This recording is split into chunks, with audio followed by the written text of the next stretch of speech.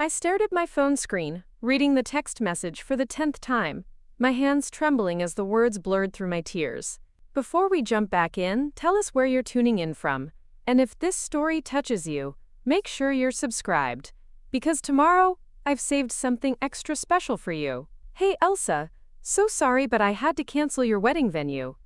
Lakeside Manor double booked, and I told them you'd understand. Don't worry, I found you something much better. The community center downtown. It's more your style anyway. Love you.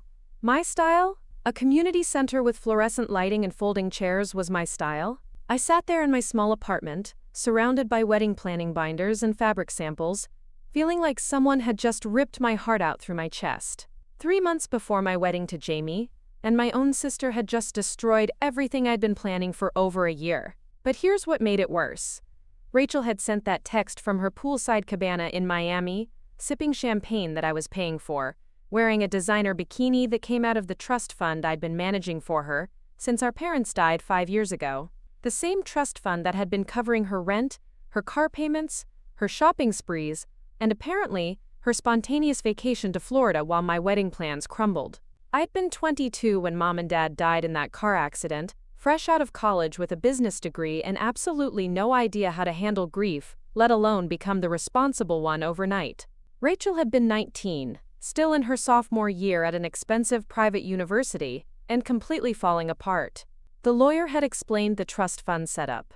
Our grandfather's money, designed to support us both, but with me as the primary trustee since I was older and, according to the legal documents, more financially responsible.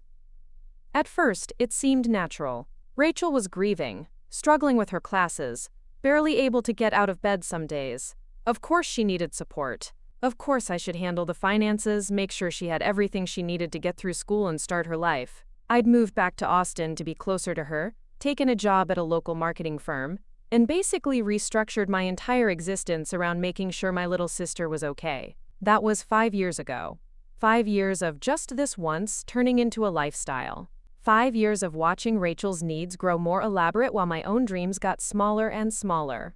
She'd graduated with a degree in art history that she'd never used, instead deciding she needed time to, quote, find herself. That time had apparently involved luxury apartments, expensive cars, designer clothes, exotic vacations, and a complete inability to hold down any job for longer than a few months. I'd justified it all. She was still young. She was still processing our parents' death.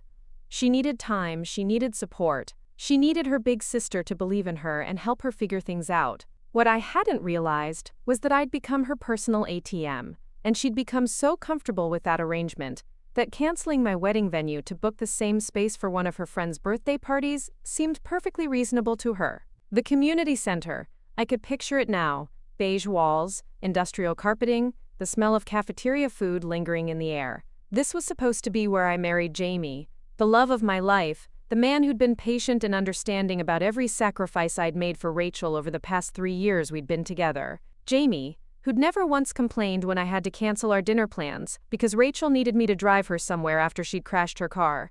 Jamie, who'd smiled and nodded when I explained that our honeymoon budget had gotten redirected to cover Rachel's emergency credit card debt. Jamie, who deserved so much better than a wedding reception in a community center because his fiancée's sister had stolen their dream venue. Preparing and narrating this story took us a lot of time, so if you are enjoying it, subscribe to our channel, it means a lot to us. Now, back to the story. I walked to my kitchen window and looked out at the city skyline, the lights blurring through my tears. Austin looked beautiful from my small apartment, but I knew Rachel's view was better. She lived in a penthouse downtown with floor-to-ceiling windows and a balcony that overlooked Lady Bird Lake. I'd signed that lease for her 18 months ago when she decided her previous apartment wasn't quote, inspiring enough for her creative process. The creative process that still hadn't produced anything except mounting expenses and an increasingly entitled attitude. My phone buzzed again. Another text from Rachel. Oh, and I'm extending my Miami trip for another week. Transfer me $5,000 for shopping and spa treatments? I'm networking with some gallery owners and need to look the part. This could be my big break. $5,000 for shopping and spa treatments. While I sat in my apartment, trying to figure out how to explain to my extended family that the wedding they'd been planning to attend at the beautiful lakeside venue was now happening in a community center because my sister had more important plans. I thought about our childhood, growing up in our parents' modest but warm home in the suburbs. Rachel had always been the artistic one, the dreamer, the one who painted watercolors and wrote poetry, and talked about traveling the world to find inspiration. I'd been the practical one, the planner, the one who helped her with math homework and made sure she didn't forget her lunch money. Even then, I'd been taking care of her. But somewhere along the way, taking care of her had turned into enabling her. Somewhere along the way, her dreams had become more important than mine, her needs more urgent, her happiness more fragile. I'd gotten so used to putting her first that I'd forgotten I was allowed to put myself first sometimes too. The trust fund statements were sitting on my coffee table, and I picked them up with shaking hands. The numbers told a story I'd been trying not to see for months. In the past year alone, Rachel had spent almost $80,000. Rent, car payments, credit cards, shopping, travel, dining, entertainment. $80,000 of our family's money. Money that was supposed to last us both well into the future. Money that was supposed to help us build stable lives.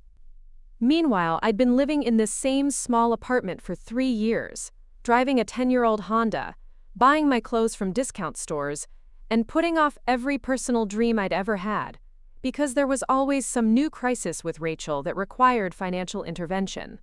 I'd wanted to go back to school for my MBA, but that money had gone to Rachel's credit card debt. I'd wanted to start my own consulting business, but that startup capital had gone to Rachel's car down payment. I'd wanted to take Jamie on a real vacation somewhere beautiful, but that money had gone to Rachel's emergency medical bills from when she'd decided she needed cosmetic surgery to boost her self-confidence. Every sacrifice had seemed reasonable at the time. Every expense had been presented as urgent, temporary, a one-time thing that would help Rachel get back on her feet. But Rachel had never gotten back on her feet because she'd never needed to. Why would she get a real job when she had unlimited access to money? Why would she budget or save or plan when her big sister was handling all of that for her? I realized I'd been crying again when a tear dropped onto the trust fund statement, smearing the ink on the page where it showed Rachel's latest withdrawal. $3,000 taken out just yesterday while she was in Miami, probably for that designer bikini and whatever else had caught her eye in the hotel boutique. My phone rang and Jamie's name appeared on the screen. Sweet, patient Jamie who'd been nothing but supportive through every Rachel-related disaster. I wiped my eyes and tried to compose my voice before answering. "Hey babe," I said, hoping I sounded normal. "Elsa, I just got your text about the venue. Are you okay?" His voice was gentle, concerned, and I could picture him in his apartment across town, probably pacing the way he did when he was worried about something. "I'm fine," I lied. "It's just a venue. We'll figure something out. It's not just a venue and you know it. This was the place where you wanted to get married. You showed me the pictures 50 times, remember? The gardens and the lake, and the old oak tree where you wanted to say our vows." I closed my eyes, remembering those pictures. Remembering the day I'd toured Lakeside Manor and fallen in love with its romantic gardens and elegant ballroom. I'd put down a deposit immediately, using money I'd been saving for months from my own salary, not touching the trust fund for once. It was going to be perfect. Rachel said she found us something better. I said weakly. Jamie was quiet for a long moment. Then he said, "Elsa, can I ask you something? And will you give me an honest answer?" "Of course." "When was the last time Rachel did something for you? Not promised to do something, not said she would do something eventually, but actually did something that put your needs first?" I opened my mouth to answer, and then stopped. I couldn't think of anything. Not one single thing in the past 5 years where Rachel had sacrificed anything for me, helped me with anything, or even considered my feelings before making a decision that affected my life. "She's been through a lot," I said automatically, the same defense I'd been using for years.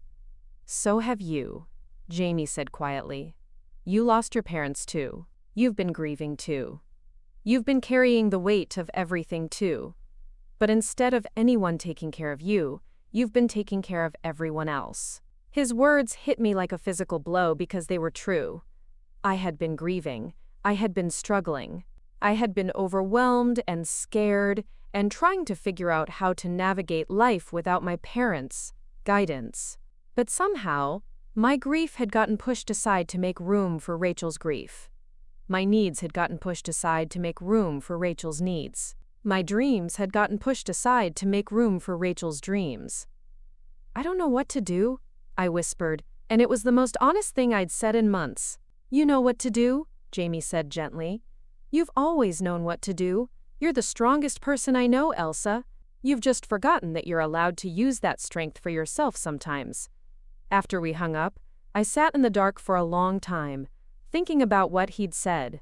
I thought about the little girl I used to be, the one who'd had dreams of her own before they got buried under the weight of everyone else's needs. I thought about the business I'd wanted to start, the places I'd wanted to travel, the life I'd wanted to build with Jamie. I thought about our parents and whether they would have wanted me to sacrifice everything for Rachel, or whether they would have wanted both of their daughters to thrive. Then I thought about Rachel, poolside in Miami, posting Instagram stories of her champagne and sunset views while texting me casual updates about destroying my wedding plans. Rachel, who'd never once asked how I was doing, how I was coping, whether I needed anything. Rachel, who seemed to genuinely believe that my role in life was to fund her lifestyle while she figured out her dreams. The trust fund documents were still in my hands, and I looked at them again with new eyes. There were provisions in there I'd never really paid attention to before, clauses about responsibility and accountability that our grandfather had included. There were limits and guidelines that I'd been ignoring because I'd wanted to be generous, wanted to be the supportive big sister. But generosity without boundaries wasn't generosity, it was enabling. And I'd been enabling Rachel to live a life of complete irresponsibility while I sacrificed my own happiness to maintain her comfort. My laptop was sitting on the coffee table, and I opened it with sudden determination. If Rachel could cancel my wedding venue with a casual text message, then I could make some changes too. But unlike her, I was going to do this the right way, with proper documentation and clear communication. I started typing, my fingers moving faster as the words poured out of me. It was time for Rachel to learn that actions have consequences. It was time for her to understand that my generosity wasn't infinite, and my patience wasn't unlimited. It was time for me to stop being the sister who enabled her destructive behavior and start being the sister who expected her to grow up. The email I was writing would change everything between us, and I knew it. But as I thought about Jamie's patient smile and the community center's fluorescent lights and Rachel's casual cruelty, I realized that everything needed to change. I'd been living my life around someone else's selfishness for long enough. It was time to start living for myself. I stared at my laptop screen for what felt like hours, the cursor blinking in the empty email draft, mocking my inability to find the right words. How do you tell someone who's been living off your generosity for 5 years that the gravy train is about to end? How do you explain to your own sister that her casual destruction of your wedding plans was the final straw that broke your back? The apartment felt suffocating suddenly. I needed air, space, perspective. I grabbed my keys and headed for the door, not really sure where I was going, but knowing I couldn't sit still anymore. Austin's evening air hit my face as I walked down the street, past the coffee shops and boutiques that Rachel frequented with money from the trust fund, past the restaurant where she'd had her last birthday dinner that cost more than my monthly grocery budget. My phone buzzed with another text from her. A selfie this time, her perfect smile beaming from some rooftop bar in Miami. Cocktail in hand, designer sunglasses pushed up on her head, even though it was clearly evening. The caption read, "Living my best life. Thanks for being the best sister ever." The irony was so thick I could taste it. I found myself walking toward Lady Bird Lake, drawn to the water like I always was when I needed to think. The path was busy with evening joggers and couples holding hands, people living their normal lives while mine felt like it was imploding in slow motion. I sat on a bench overlooking the water and finally allowed myself to really think about what had happened today. The wedding venue cancellation wasn't just about the money, though that stung plenty. It was about respect, or rather the complete lack of it. Rachel had made a decision that affected the most important day of my life, without even consulting me. She'd treated my wedding like it was an inconvenience to be shuffled around to accommodate whatever she deemed more important. And what was more important? Her friend Miranda's birthday party. Miranda, who I'd met exactly twice, both times when she was passed out drunk on Rachel's couch after one of their shopping expeditions. Miranda, who worked part-time at a gallery and lived off her parents' money, just like Rachel lived off mine. Miranda, whose birthday party was apparently worth more than my wedding day. I pulled out my phone and scrolled through Rachel's Instagram, something I rarely did because it usually just made me feel sick. Photo after photo of her perfect life. Designer clothes, expensive restaurants, luxury hotels, spa days, shopping hauls.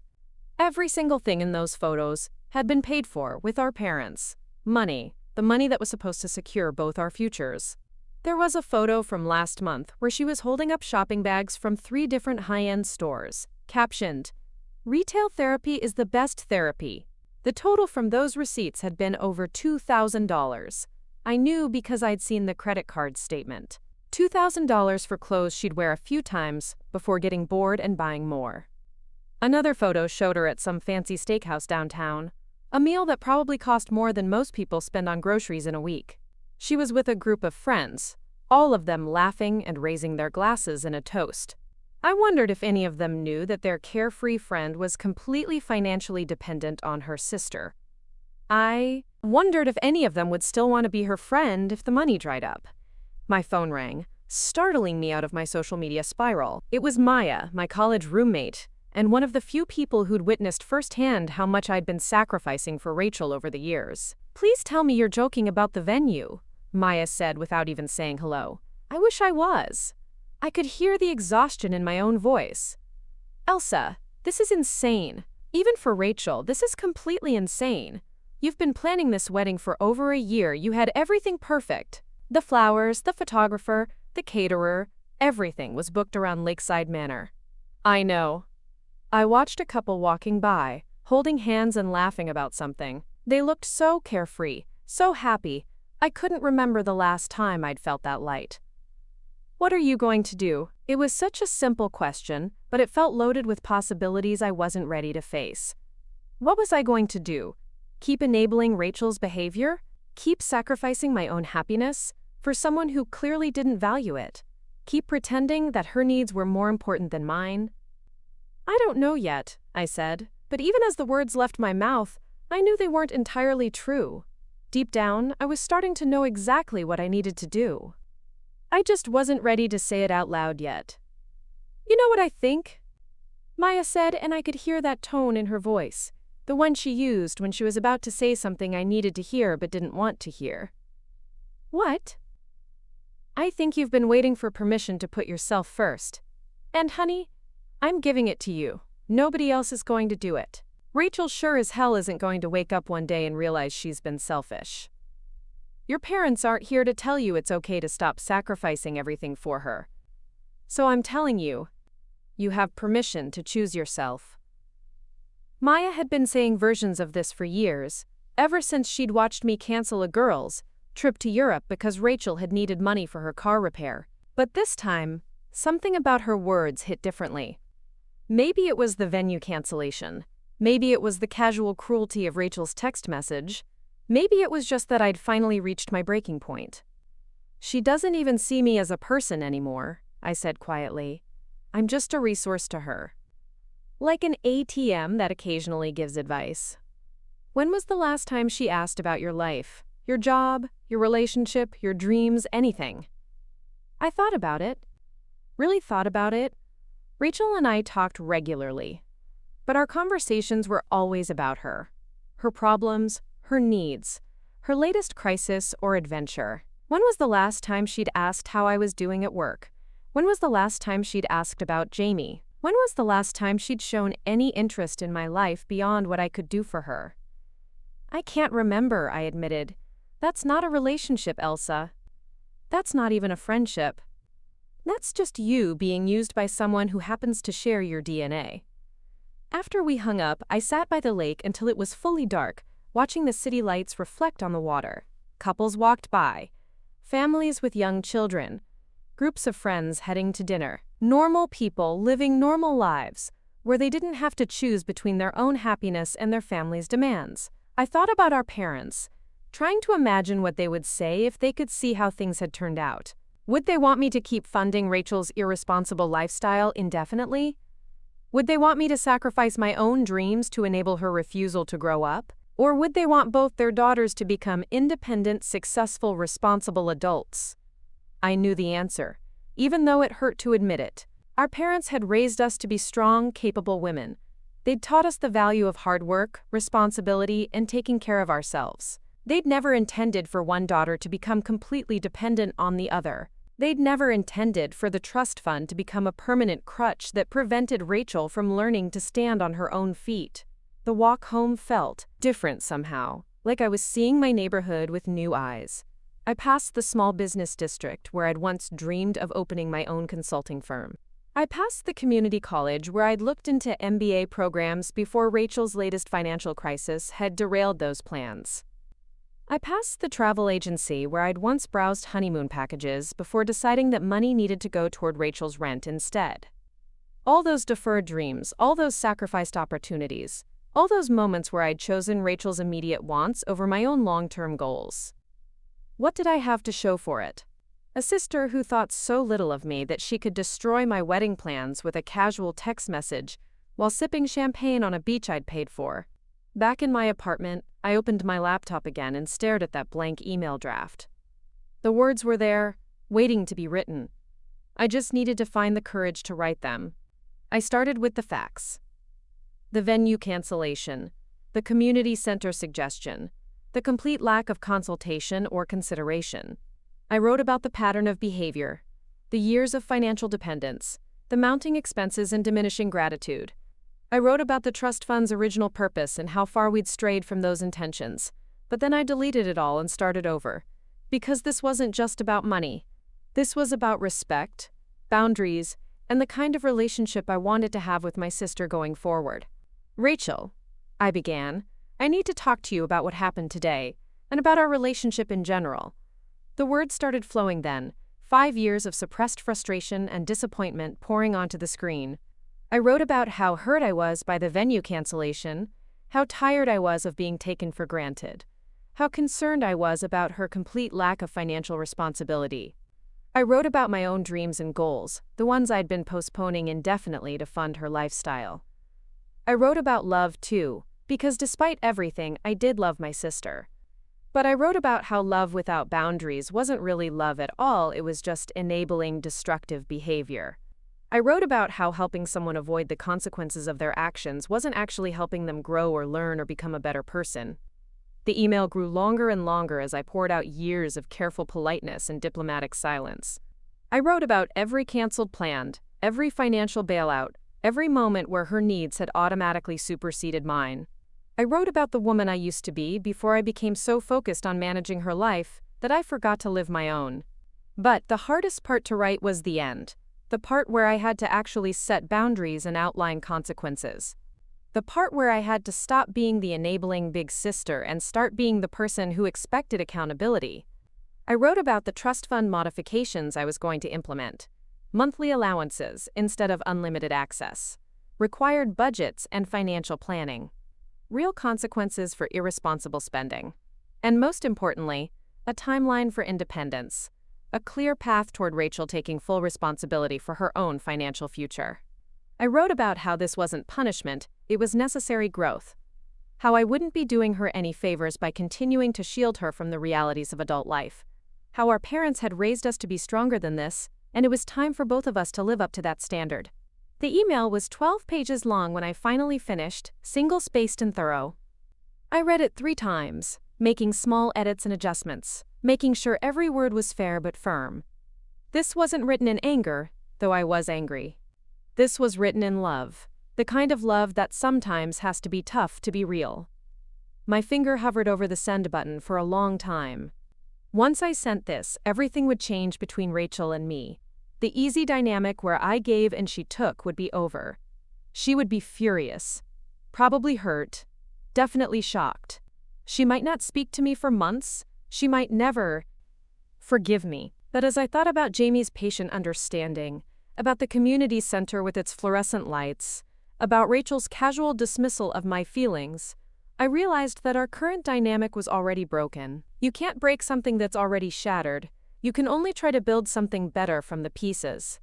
I hit send before I could change my mind. The email disappeared from my drafts folder and moved to my sent items, carrying with it 5 years of suppressed truth and the beginning of a completely different relationship with my sister. My hands were shaking as I closed the laptop, adrenaline coursing through my system like I'd just jumped off a cliff. My phone immediately started buzzing with notifications, but I turned it face down and ignored them. Rachel was probably seeing the email now, probably reading it on her phone while lounging by that Miami pool. I could imagine her face changing as she read, confusion, giving way to anger, giving way to panic, as she realized that her unlimited access to family money was about to become very limited indeed. Part of me felt guilty already, the part that had been trained for 5 years to prioritize Rachel's comfort over everything else. But a bigger part of me felt something I hadn't experienced in a long time: relief. The truth was finally out there. The boundaries were finally being drawn. The enabling was finally going to stop. I made myself a cup of tea and sat on my small balcony, looking out at the city lights. Tomorrow, everything would be different. Tomorrow, I would start the process of rebuilding my relationship with my sister on terms that actually worked for both of us. Tomorrow, I would start planning a wedding that reflected what I actually wanted instead of what was left over after Rachel's needs were met. Tomorrow, I would start living like my own life mattered as much as hers did. But tonight, for the first time in 5 years, I was going to go to sleep knowing that I'd finally chosen myself. I woke up to 37 missed calls and 43 unread text messages. My phone had been buzzing all night, but I'd kept it on silent, knowing that Rachel's reaction would be swift and dramatic. The digital clock on my nightstand glowed 6:47 a.m., and I could already feel the tension knotting in my shoulders as I reached for my phone with trembling fingers. The text messages started angry and escalated to furious. "Are you insane?" was the first one, followed by a string of increasingly hostile messages that made my stomach churn. She called me selfish, ungrateful, a horrible sister who was betraying our parents. Memory. She accused me of being jealous of her happiness, of trying to control her life, of being bitter because she was living freely while I was stuck in a boring routine. But it was the voicemails that really got to me. Rachel's voice, slurred with alcohol and thick with tears, leaving increasingly desperate messages as the night progressed. In the first few, she was angry, demanding I call her back immediately and fix this quote, quote, quote, quote, quote, quote, quote, quote, quote, quote, quote, quote, quote, quote, quote, quote, quote, quote, ridiculous mistake. By the middle ones, she was bargaining, promising to pay me back, promising to be more responsible if I would just forget about the email and go back to the way things were. The last voicemail, left at 3:18 a.m., was just her sobbing. "Elsa, please," she whispered through her tears. "I can't do this without you. I don't know how to do this without you. You're all I have left. Please don't abandon me like this. Please don't leave me alone." That one broke my heart completely. Despite everything, despite the venue cancellation, and the years of financial abuse and the complete lack of consideration for my feelings, hearing my little sister cry like that made every protective instinct I had surge to the surface. For a moment, I almost called her back, almost deleted the email from my sent folder and pretended it never happened, almost went back to being the sister who enabled her instead of the sister who expected her to grow up. But then I remembered Jamie's words about using my strength for myself. I remembered Maya telling me I had permission to choose myself. I remembered sitting by the lake, thinking about what our parents would really want for both their daughters. And I forced myself to listen to that last voicemail again, this time hearing something different in Rachel's words. She wasn't crying because she was sorry for hurting me. She wasn't crying because she realized how selfish she'd been. She was crying because her safety net was being threatened, because the money might stop flowing, because she might have to face the consequences of her choices for the first time in 5 years. It wasn't grief over our relationship. It was panic over her lifestyle. My coffee maker gurgled to life as I tried to process the emotional whiplash of the morning. The logical part of my brain knew I was doing the right thing, but the emotional part was struggling with the guilt and the ingrained habit of putting Rachel's feelings first. I'd spent so many years being the responsible one, the caretaker, the solver of problems, that stepping back felt like abandoning my identity. A knock at my door interrupted my spiraling thoughts. I glanced at the clock. 7:30 a.m. was awfully early for visitors. Through the peephole I saw Maya standing in the hallway with 2 coffee cups and what looked like a bag of pastries from my favorite bakery downtown. "I figured you might need backup this morning," Maya said as I opened the door. She took one look at my face and immediately wrapped me in a hug. "You sent the email, didn't you?" I nodded against her shoulder, feeling tears prick at my eyes again.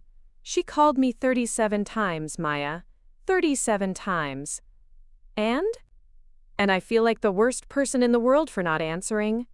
Maya set the coffee and pastries on my kitchen counter and turned to face me with that serious expression she got when she was about to deliver tough love. "Elsa, you know what Rachel is doing right now, don't you? She's using every manipulation tactic in the book to get you to cave. The anger, the tears, the guilt trips, the late-night drunk calls. None of that is about your relationship. It's all about maintaining her access to money." I knew she was right, but knowing something intellectually and feeling it emotionally were 2 different things. What if she really can't handle this? What if she falls apart completely? Then, she falls apart and learns to put herself back together, like every other adult in the world has to do. "Elsa, you're not responsible for managing another person's emotions, even if that person is your sister. Especially if that person is your sister." We sat at my small dining table, drinking coffee and eating croissants, while I filled Maya in on the details of the email and Rachel's explosive reaction. Maya listened without judgment, occasionally nodding or making sympathetic noises, but never once suggesting that I should reconsider my decision. "The hardest part," I admitted, "is that I can see exactly how this is going to play out. She's going to try everything: anger, tears, guilt, manipulation, probably showing up here at some point. And when none of that works, she's going to cut me off completely. She's going to tell everyone that I'm a terrible sister who abandoned her in her time of need. And are you prepared for that?" I thought about it seriously. Was I prepared to lose my relationship with Rachel entirely? Was I prepared for family gatherings where she wouldn't speak to me? For holidays where I'd be painted as the villain? For the possibility that she might never forgive me for setting boundaries? "I think I have to be," I said slowly. "Because the alternative is spending the rest of my life enabling someone who doesn't respect me, while my own dreams and goals get pushed aside indefinitely. And that's not really a relationship worth preserving anyway." Maya smiled, the first real smile I'd seen from her since she'd arrived. There's the Elsa I remember from college. The one who knew her worth and didn't apologize for taking up space in the world. My phone buzzed with a new text from Rachel, and Maya grabbed it before I could reach for it. She read the message, her expression darkening. "Nope," she said, deleting it without showing me. "You don't need to see that right now. You can deal with Rachel later, when you're feeling stronger and more centered. Right now, we have more important things to focus on." "Like what?" "Like salvaging your wedding. Like figure out how to make your dream day happen despite Rachel's sabotage. Like showing Jamie and yourself that you're worth fighting for." The mention of the wedding brought everything rushing back. The community center, the destroyed plans, the deposits I'd probably lost, the vendors I'd have to contact. The venue had been booked for 3 months from now, which didn't give me much time to find an alternative that would be anywhere near as beautiful as Lakeside Manor. "I don't even know where to start," I said, feeling overwhelmed again. Everything was booked around that venue. The photographer chose specific spots for pictures. The caterer planned the menu around their kitchen facilities. The florist designed arrangements that would complement their gardens. It's all ruined. "Nothing is ruined," Maya said firmly. "It's complicated and it's frustrating, and it's going to require some creative problem solving, but it's not ruined. You're smart, resourceful, and determined. Plus you have people who love you and want to help. We're going to figure this out." As if summoned by her words, my phone rang with Jamie's contact photo lighting up the screen. Maya handed it to me with an encouraging nod. "How are you holding up?" Jamie asked without preamble. His voice was warm and concerned, and I could picture him in his apartment, probably already dressed for work but taking time to check on me before starting his day. "I'm okay," I said, and for the first time in months I actually meant it. "Scared, but okay. I sent the email to Rachel last night.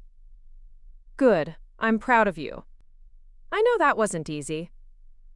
She's not taking it well. I wouldn't expect her to. People don't usually respond positively when their free ride gets threatened. But Elsa, this isn't about Rachel right now. This is about us, about our wedding, about starting our marriage on the right foot. So tell me, what do you want to do about the venue? The question caught me off guard. For so long, I'd been focused on managing everyone else's reactions and expectations that I'd almost forgotten I had choices of my own. What did I want to do? What would make me happy? I want to find somewhere even better than Lakeside Manor, I said impulsively. I want to plan a wedding that's exactly what we want, without worrying about anyone else's opinions or interference. I want to start our marriage by choosing ourselves first. Jamie's laugh was warm and delighted. I love that answer. And I love you. We're going to make this the best wedding ever, despite Rachel's best efforts to sabotage it. After we hung up, Maya was grinning at me like she'd just watched me win a marathon. Now that's the energy we need. Forget Rachel and her drama. Let's focus on making your wedding dreams come true. We spent the next 3 hours researching alternative venues online, and I was amazed by how many beautiful options existed that I'd never even considered because I'd been so fixated on Lakeside Manor. There were historic mansions with sprawling gardens, elegant hotels with rooftop terraces, charming wineries with rolling vineyard views, even a converted warehouse with exposed brick and industrial chic appeal. Look at this one, Maya said, turning her laptop toward me. It was a botanical garden on the outskirts of Austin, with greenhouse ceremony spaces and outdoor reception areas surrounded by exotic plants and flowers. The photos showed sunlight streaming through glass walls, creating natural spotlights on couples as they exchanged vows. It's beautiful, I breathed, clicking through the gallery images. But there's no way it's available on such short notice. You won't know until you call. Besides, you have something most brides don't have: flexibility. You're not locked into specific vendors or requirements. You can adapt to whatever venue works best. She was right. In trying to create the perfect wedding at Lakeside Manor, I'd built a rigid plan that left no room for alternatives. But maybe this forced change was actually an opportunity to create something even better. Something that reflected who Jamie and I really were, instead of some idealized version I'd been chasing. I picked up my phone and dialed the botanical garden before I could lose my nerve. The woman who answered was friendly and professional, and when I explained my situation, venue canceled last minute, wedding in 3 months, flexible on details, she didn't sound discouraged at all. Actually, she said, we just had a cancellation for a date in late October. The couple decided to postpone their wedding until next spring, so we have availability. Would you like to schedule a tour? I looked at Maya, who was giving me 2 thumbs up and mouthing, "Say yes," with exaggerated enthusiasm. Yes, I said, my heart racing with excitement for the first time in days. I would love to schedule a tour. We set up an appointment for the following afternoon, and I hung up feeling lighter than I had in months. Maya immediately started researching photographers who specialized in botanical settings, florists who worked with greenhouse ceremonies, caterers who could adapt to outdoor reception spaces. This is going to be so much better than your original plan, she said confidently. Rachel actually did you a favor, even if she didn't mean to. My phone buzzed with another call from Rachel, and this time I declined it without hesitation. I was done letting her emotional manipulation interrupt my life. I was done prioritizing her feelings over my own well-being. If she wanted to have a conversation about boundaries and accountability, I was open to that. But I wasn't going to engage with the guilt trips and the drama. Instead, I called my photographer and explained the situation. She was incredibly understanding and excited about the potential for unique shots in a botanical setting. Greenhouse weddings are magical, she said. All that natural light, the lush backgrounds, the organic beauty of the plants. It's going to be stunning. My caterer was equally positive about adapting the menu for an outdoor reception. It'll actually give us more flexibility, he explained.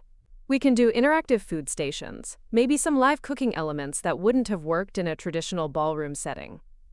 By the end of the day, I had appointments scheduled with 3 different venues, consultations set up with vendors who specialized in outdoor events, and a completely revised vision for my wedding that was starting to feel more authentically me than anything I'd planned around Lakeside Manor.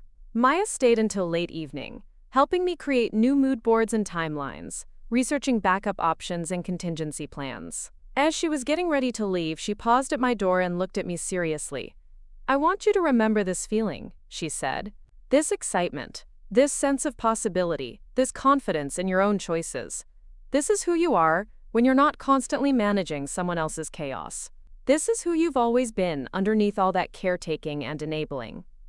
After she left, I sat on my couch with my laptop, looking at photos of the botanical garden and imagining Jamie and me exchanging vows surrounded by flowers and greenery, with our closest friends and family witnessing our commitment to choosing each other every day. It felt real in a way that my original wedding plans never had, more personal and meaningful.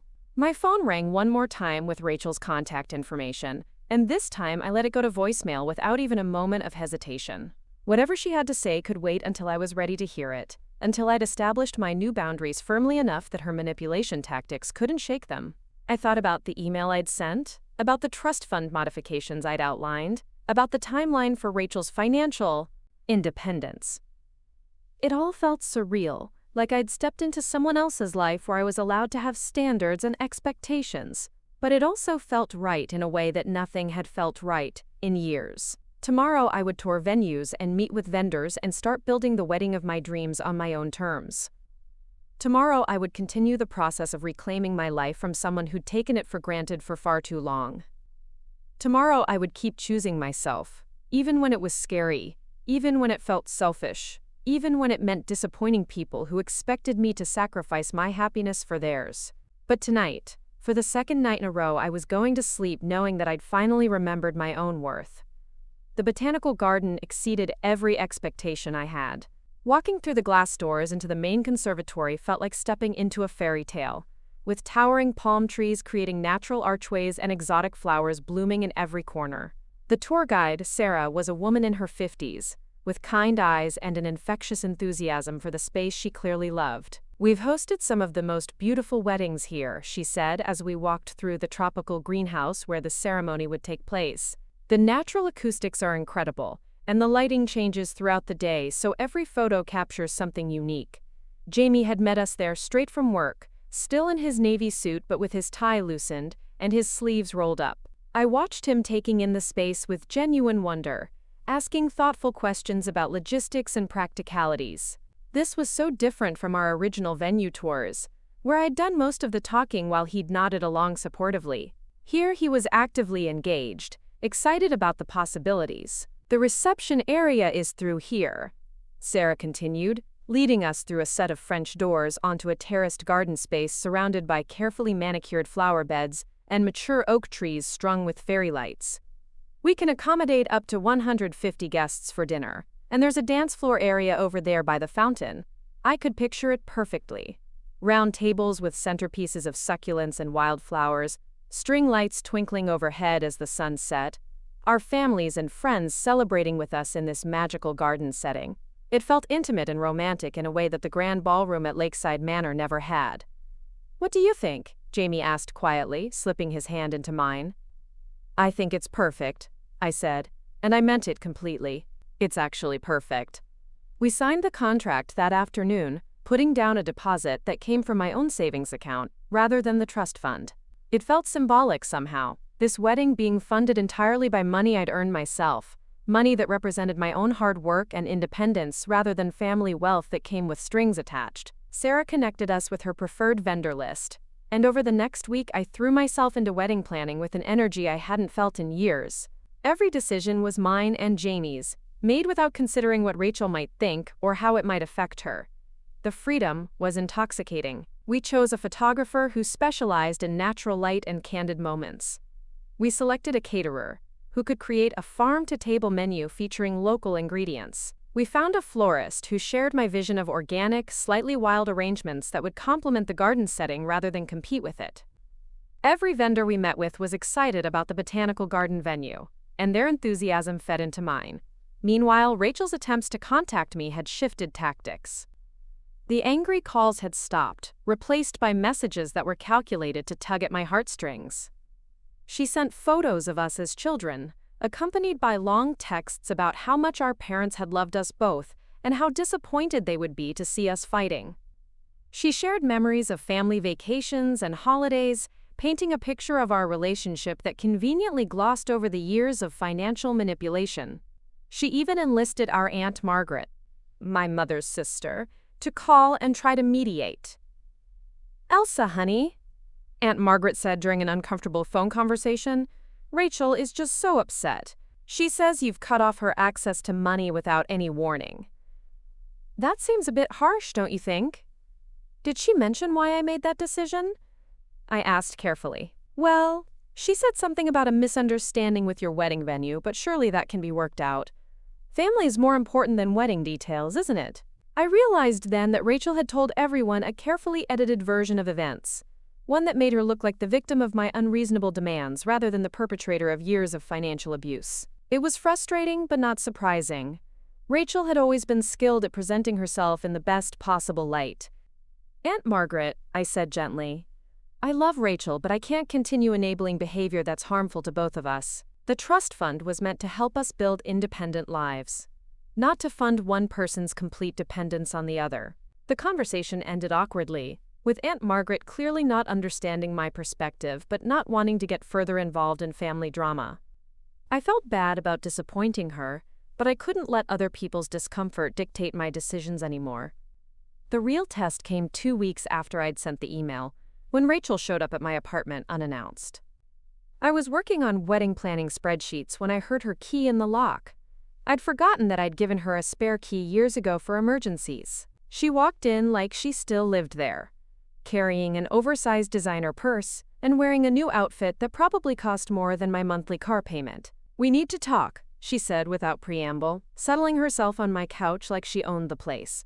I really looked at her for the first time in months. Her hair was perfectly styled, her makeup flawless, her clothes clearly expensive. She looked like someone who'd never worried about money a day in her life, which I suppose was technically true. She'd never had to worry about money because I'd been worrying about it for her. "I'm glad you're here," I said, closing my laptop and sitting across from her. "We do need to talk. This whole thing is ridiculous, Elsa. You're being completely unreasonable. One little mistake with your venue and you're trying to punish me by cutting off my money? That's not how family works." I felt the familiar pull to apologize, to minimize my feelings, to make her feel better about the situation. But I'd been practicing with Maya and Jamie, role-playing these conversations, preparing myself for exactly this moment. "It's not about the venue, Rachel. The venue was just the final straw. This is about 5 years of you treating me like a personal bank account while showing no consideration for my needs or feelings. That's not fair. I've always been grateful for your help." Gratitude isn't the same as respect. When was the last time you asked about my life? When was the last time you showed interest in anything that didn't directly benefit you? Rachel's expression shifted, cycling through confusion, hurt, and anger. "I can't believe you're being this selfish. After everything I've been through, losing mom and dad, struggling to find my path in life, you're going to abandon me now? I'm not abandoning you. I'm expecting you to grow up. There's a difference." We talked for over an hour, and it was like watching a masterclass in manipulation tactics. Rachel tried guilt, tears, anger, bargaining, even threats to cut me out of her life entirely if I didn't reverse my decision. She promised to get a job, to pay me back, to be more considerate. But every promise came with conditions and timelines that were suspiciously vague. "I just need a few more months to get on my feet," she kept saying. "Once I figure out my career path, once I find the right opportunity, once I get my life sorted out, then I'll be able to contribute more." I'd heard variations of this promise for 5 years. There was always a reason why now wasn't the right time for Rachel to become financially responsible, always another crisis or opportunity that required just a little more support. Just a little more time. "The trust fund modifications go into effect next week," I said firmly. "You'll have a monthly allowance that's more than generous for living expenses, but the unlimited access is over. If you want more money than that, you'll need to earn it." "You can't do this to me," Rachel said, her voice rising. "This is my money too. Our grandparents left it for both of us. They left it to help us both build successful, independent lives, not to fund one person's refusal to grow up indefinitely. When she realized that tears and guilt weren't working, Rachel switched to anger. She accused me of being jealous of her freedom, bitter about my boring life, controlling and manipulative. She said I was using the trust fund as a weapon to force her to live according to my narrow definition of success. "Maybe I don't want to work in some corporate job like you do," she spat.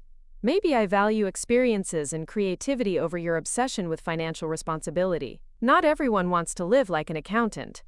And not everyone wants to subsidize someone else's Peter Pan complex," I replied. "You're 24 years old, Rachel. It's time to start acting like an adult." She stormed out, slamming the door behind her and leaving me shaking with adrenaline. But underneath the stress and sadness, I felt something else. Relief. I'd held my ground. I'd enforced my boundaries despite her best efforts to manipulate me into backing down. For the first time in our relationship, I'd refused to be the one who bent to accommodate her demands. Jamie arrived an hour later with takeout from my favorite Thai restaurant and a bottle of wine. He took one look at my face and immediately wrapped me in a hug without asking what had happened. "Rachel was here," I said against his shoulder. "How did it go?" "Exactly like we expected. She tried everything. Guilt, tears, anger, promises, threats. But I didn't cave. I stuck to the boundaries we discussed." "I'm proud of you," he said, and I could hear the sincerity in his voice. "I know that wasn't easy." We ate dinner while I recounted the conversation in detail, and Jamie listened without judgment or advice, just letting me process the experience out loud. When I was finished, he reached across the table and took my hand. "You know what this means, don't you?" he said. "What?" "It means you're free. Really free. Maybe for the first time since your parents died. Free to make decisions based on what you want instead of what Rachel needs. Free to plan our wedding exactly how we want it. Free to build the life we've been dreaming about." He was right.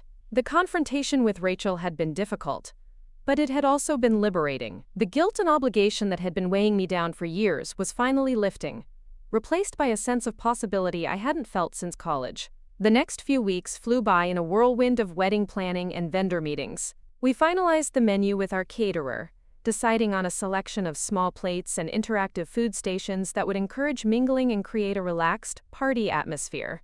Our florist presented sketches of centerpieces featuring air plants and succulents in geometric terrariums, complemented by cascading arrangements of jasmine and eucalyptus. The photographer suggested doing our engagement photos at the botanical garden to get familiar with the space and lighting, and the resulting images were beyond anything I'd imagined. There was one shot of Jamie and me laughing together under a canopy of flowering vines that made my heart skip every time I looked at it. We looked genuinely happy, completely comfortable with each other, like people who were excited about their future together. Maya and I spent a weekend shopping for my wedding dress, something I'd been putting off because the original venue had influenced my ideas about what I should wear. The formal ballroom setting had made me think I needed something grand and traditional, but the garden setting opened up entirely different possibilities. We found the perfect dress at a boutique in Bodov, downtown Austin.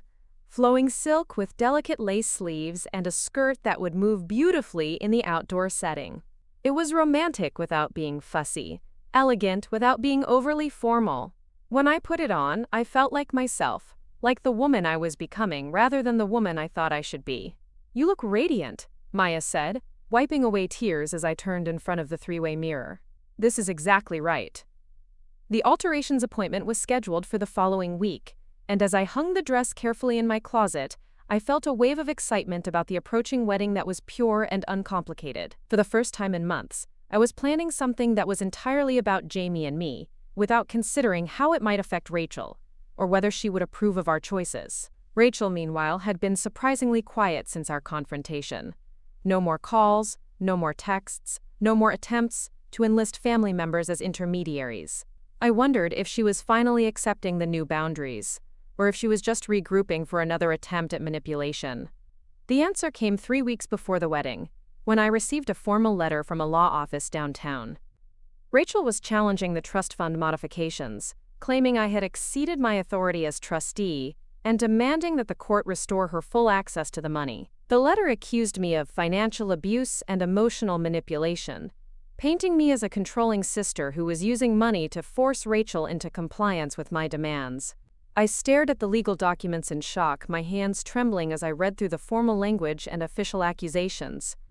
Rachel was actually taking me to court, using legal threats to try to maintain her access to unlimited funding. It felt like a betrayal on a level one hadn't thought possible. Jamie found me sitting at my kitchen table an hour later, still staring at the papers with tears streaming down my face. He read through the documents carefully, his expression growing more serious with each page. "This is going to be expensive," he said finally. "Legal battles over trust funds can drag on for months, sometimes years." "I can't afford a prolonged court case," I said. "Between wedding expenses and regular bills, I don't have the savings for a major legal fight." "Then we'll figure it out together." This is exactly the kind of thing you were afraid would happen, right? Rachel escalating her manipulation when the usual tactics stopped working? He was right. Maya had warned me that cutting off Rachel's access to money might provoke an extreme reaction, that people who are used to getting their way through emotional manipulation often escalate to more serious tactics when their usual methods fail. I called the lawyer who had been recommended by Maya's cousin, a woman who specialized in family financial disputes. Patricia Chen was in her 40s, with short silver hair and an authoritative presence that immediately made me feel more confident about my situation. "Trust fund disputes are more common than you might think," she said during our consultation. "Adult children who've become accustomed to unlimited access often challenge modifications like the ones you've implemented. The good news is that you documented everything carefully, and the modifications you made are well within your authority as trustee." She reviewed the original trust documents, the financial records I'd been keeping, and the email I'd sent to Rachel outlining the new terms. Her assessment was encouraging but realistic. "You have a strong case," she said. "The trust was clearly intended to provide support while encouraging independence, not to fund indefinite dependence. Your sister's spending patterns and complete lack of income demonstrate that the modifications were not only justified but necessary. However, these cases can be emotionally draining and financially costly." "How long could this take?" "Anywhere from 6 months to 2 years, depending on how aggressively your sister's attorney pursues the case. The court will need to review financial records, possibly interview family members, maybe even appoint an independent trustee to evaluate the situation. 2 years of legal battles, 2 years of depositions and court dates, and mounting legal fees. The thought was overwhelming, especially with my wedding just weeks away.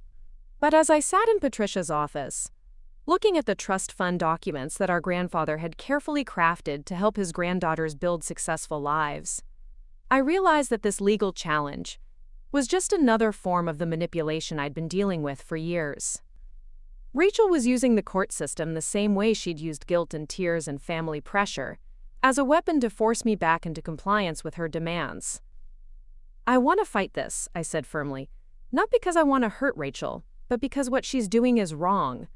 The trust fund was never meant to enable this kind of behavior, and I won't let her use legal threats to continue the financial abuse." Patricia smiled, the first genuine smile I'd seen from her during our meeting. "Good. Clients who are clear about their motivations and committed to doing what's right tend to get the best results. We'll prepare a response that documents exactly why these modifications were necessary and beneficial for both parties." Walking out of the law office, I felt drained but determined. Rachel had chosen to escalate our private family conflict into a public legal battle, which meant there was no going back to the way things used to be between us. The sister who had canceled my wedding venue and was now suing me for access to money was not the same person I'd been protecting and enabling for 5 years. That evening, Jamie and I sat on my small balcony with a bottle of wine, watching the sunset paint the Austin skyline in shades of orange and pink. The legal documents were spread out on the table between us, a stark reminder of how complicated my life had become. "Do you ever regret it?" Jamie asked quietly. "Setting the boundaries, forcing this confrontation?" I thought about it seriously, weighing the stress and expense and family conflict against the sense of freedom and self-respect I'd gained. I thought about the wedding we were planning, the life we were building, the woman I was becoming when I wasn't constantly managing someone else's chaos. No, I said finally. I regret that it had to come to this. And I regret that Rachel chose legal threats over personal growth. But I don't regret standing up for myself. I don't regret choosing us over enabling her. Even if the court case drags on for years? Even then. Because the alternative was spending the rest of my life being financially and emotionally manipulated by someone who clearly doesn't respect me. And that's not really living at all. The next morning brought an unexpected phone call from Aunt Margaret, who had apparently been contacted by Rachel's lawyer as a potential witness. She was confused and upset, not understanding how a family disagreement had escalated to legal action. "Elsa, honey, what exactly is happening here?" "Rachel's attorney is asking me to provide testimony about your relationship and the trust fund management." This all seems so extreme. I spent an hour explaining the full situation to Aunt Margaret, including details about Rachel's spending patterns and complete financial dependence that she'd never heard before. My aunt listened in growing shock as I outlined 5 years of increasingly elaborate expenses and decreasing personal responsibility. "I had no idea," she said when I finished. "Rachel always made it sound like you were partners in managing the trust, not that she was completely dependent on your support. $80,000 in a single year? For someone with no income? That's why I had to make changes. The trust fund was supposed to help us both build independent lives, not enable one person's refusal to grow up. Of course you had to make changes. I'm actually ashamed that I called you harsh before understanding the full situation. Your parents would be appalled by Rachel's behavior." Having Aunt Margaret's support felt like a validation I didn't know I needed. She'd been close to our parents, had watched us grow up, and her perspective carried weight with the rest of our extended family. If Rachel was hoping to paint me as the unreasonable aggressor in this situation, she was going to have a harder time than she expected. The legal battle was going to be difficult, expensive, and emotionally draining. But for the first time in years, I felt like I was fighting for something worthwhile. Not just my right to set boundaries, but my right to live my own life on my own terms. The woman who had been enabling her sister's destructive behavior was gone, replaced by someone who valued herself enough to demand respect. And in 3 weeks, I was going to marry the man who had seen that transformation and loved me through every difficult step of the process. The morning of my wedding dawned crisp and clear, with golden sunlight streaming through the windows of the bridal suite at the botanical garden.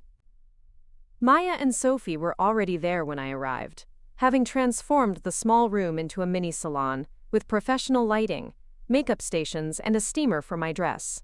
The energy was pure excitement, a stark contrast to the stress and uncertainty that had dominated the previous months. "Today is going to be perfect," Maya declared, popping open a bottle of champagne as I settled into the makeup chair. "No drama, no complications, just you and Jamie celebrating your love surrounded by people who actually care about your happiness." I looked at myself in the mirror, seeing someone I barely recognized from the woman who had stared at her reflection 6 months ago.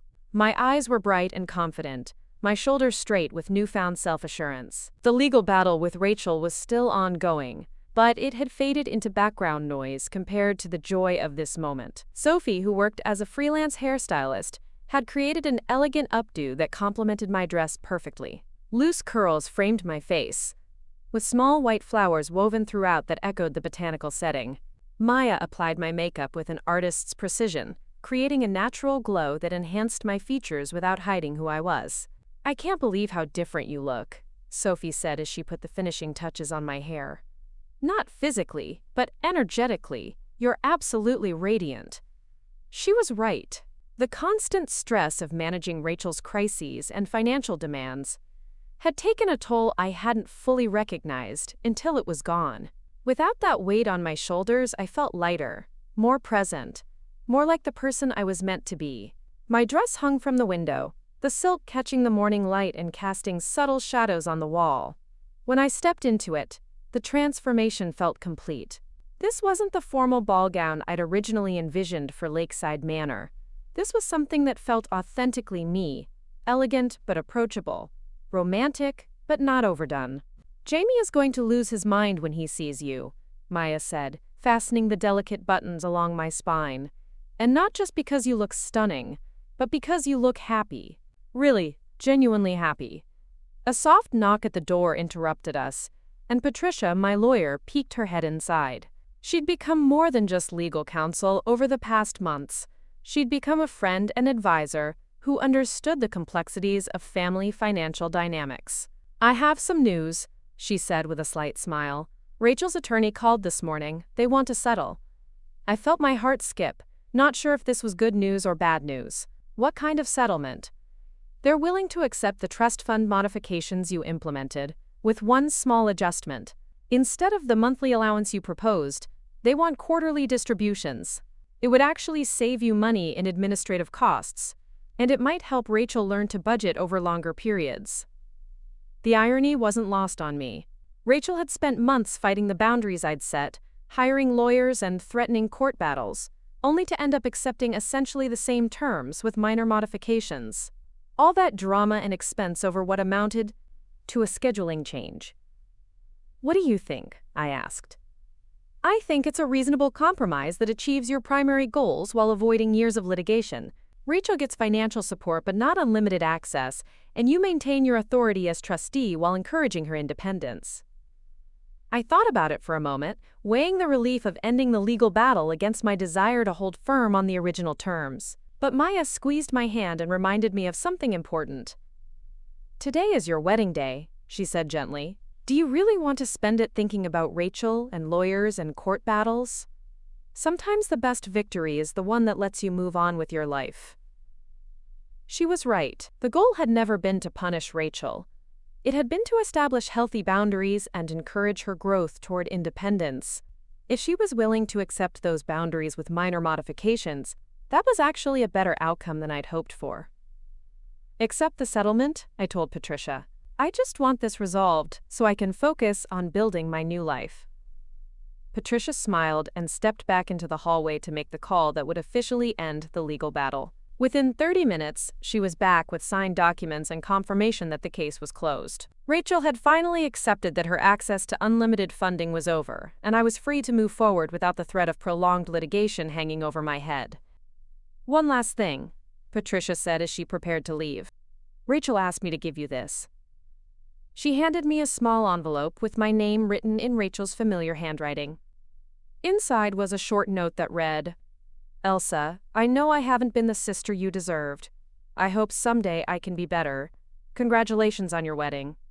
Rachel." It wasn't an apology exactly, but it was the closest thing to acknowledgement of responsibility I'd ever received from her. I felt a complicated mix of sadness and relief as I folded the note and put it in my purse.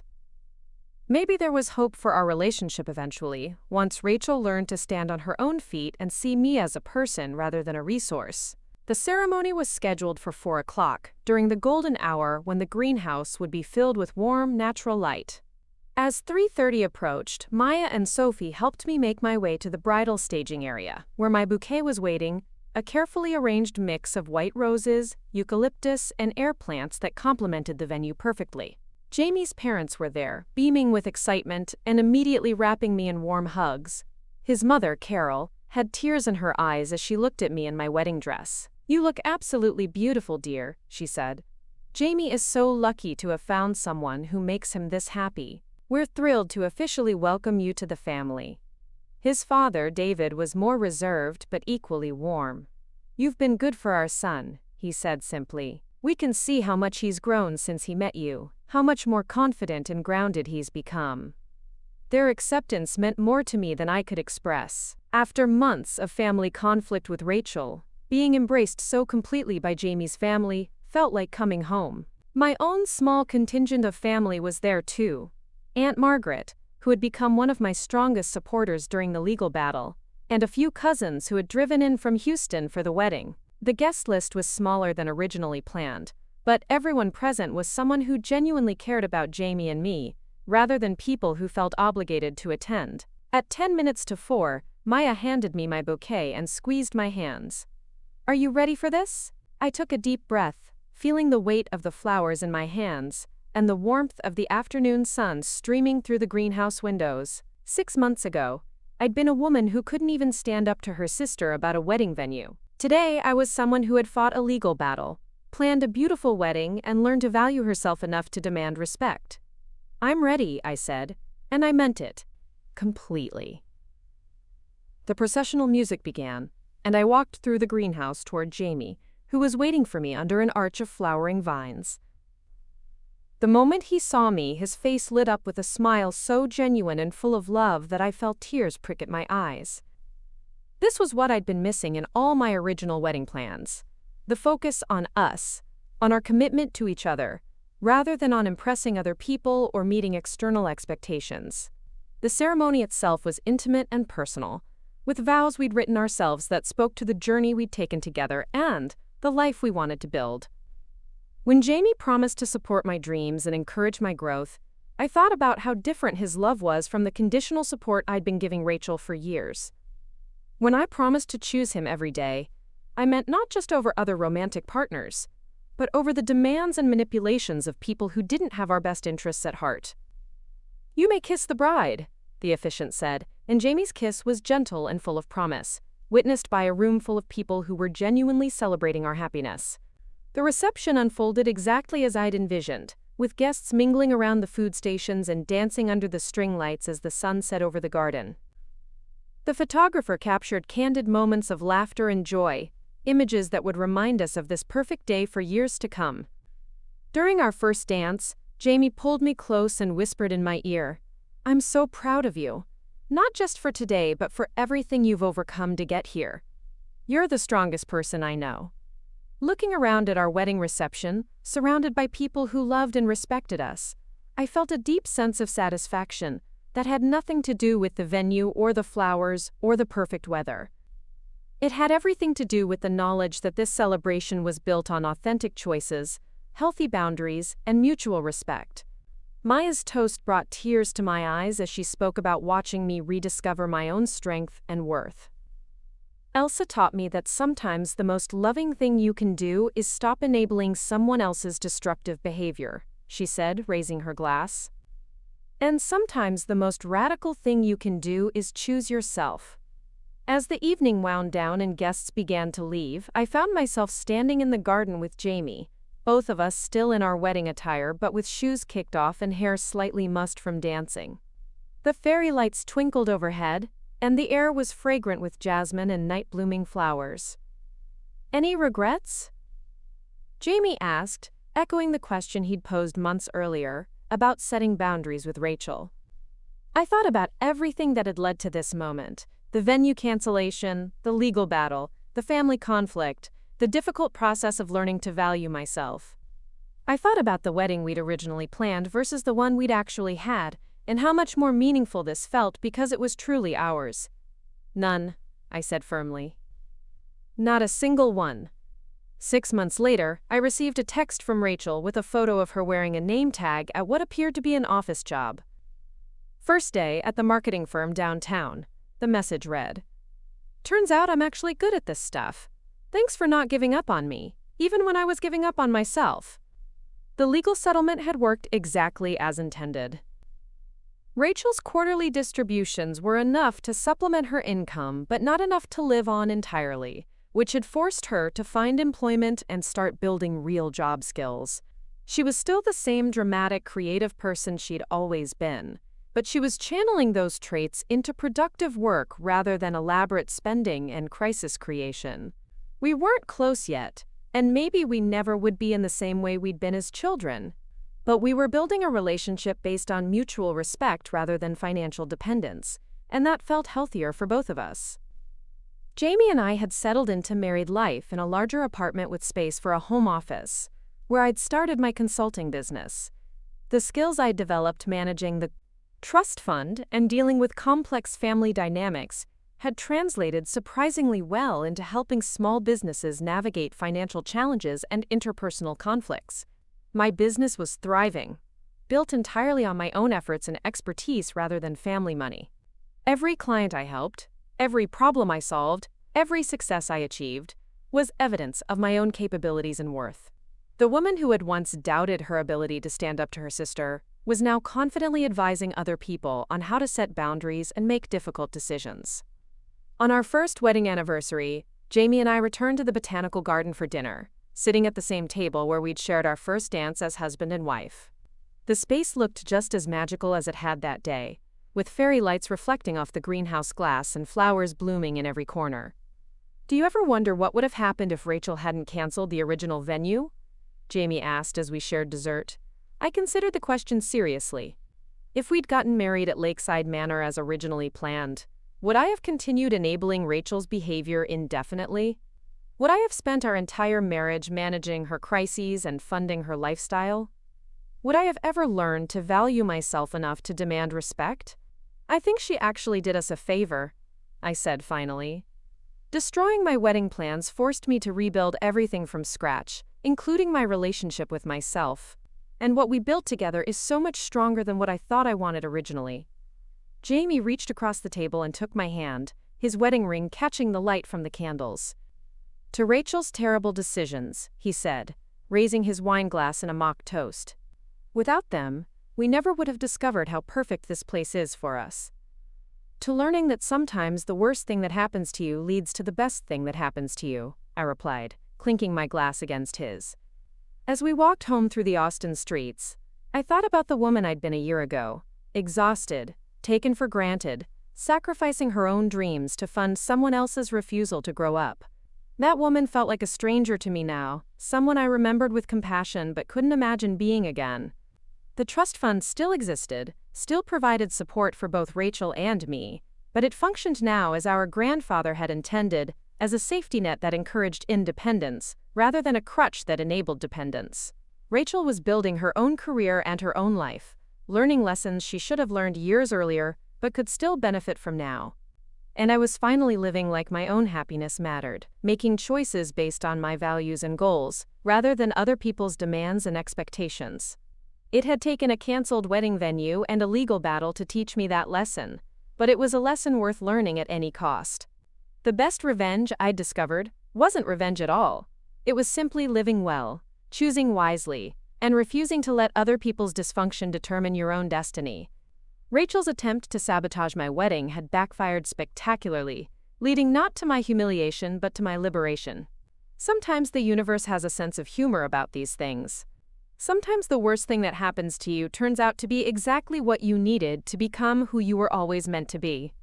Up next, you've got 2 more standout stories right on your screen.